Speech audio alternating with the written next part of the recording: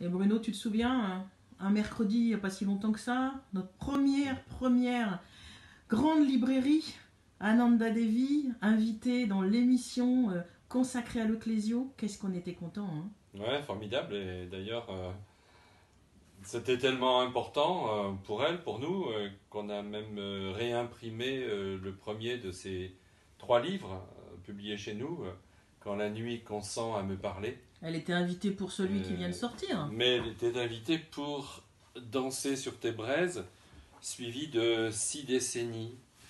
Bah, voilà, c'est tout simplement un texte bouleversant, magnifique.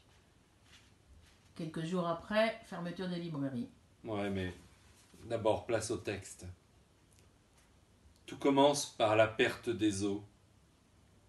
L'outre se désemplit pour livrer le passage à une entité complète en soi.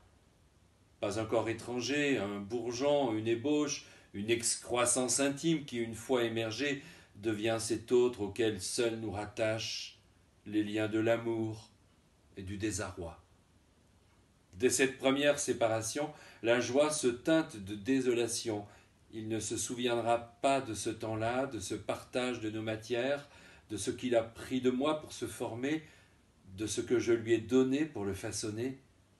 Cette amnésie des enfants, heurtée à la permanence obstinée de la mémoire des mères, c'est là la toute première déchirure.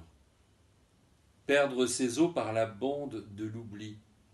L'enfant s'en va et ne cessera plus de s'en aller. Le monde se désemplit. L'enfant s'en va et ne cessera plus de s'en aller. C'est magnifique.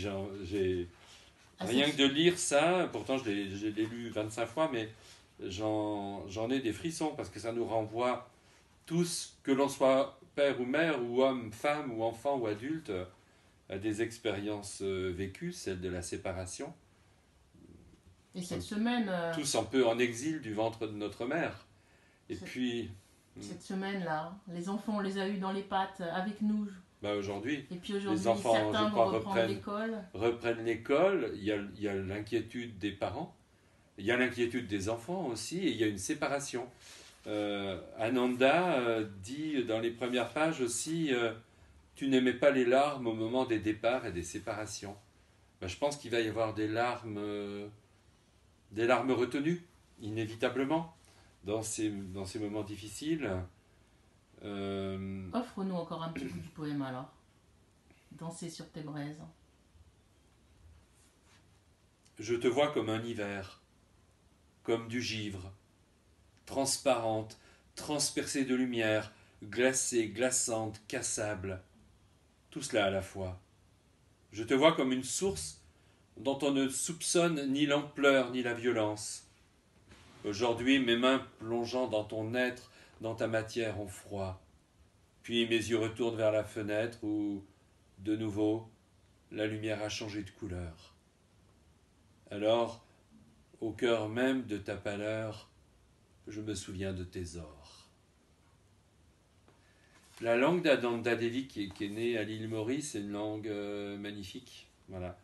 Et puis c'est une écriture qui se situe à la confluence de plusieurs cultures, de plusieurs langues. Hein. Elle en parle, elle en écrit plusieurs. À l'image de Ceux du Large, qu'on a publié en 2017 et qui est écrit en 3 langues, hein, en créole mauricien, en anglais et en français. Mais il y a ce métissage des cultures et des langues, et puis il y a cette humanité profonde. Parfois ces thèmes sont très durs, hein, notamment dans ses romans, mais ce qu'elle dit, nul autre, je crois, ne le dit comme cela, et c'est beau. Danser sur tes braises est déjà en librairie. Ah oui, déjà, Danser sur tes braises est en librairie. Il est suivi d'un autre texte, 6 décennies, où elle parle de son propre corps. Et oui, il est en librairie et bien des lecteurs l'ont déjà trouvé. Je pense qu'on va bientôt le réimprimer, ce livre aussi. Voilà, c'est un petit trésor.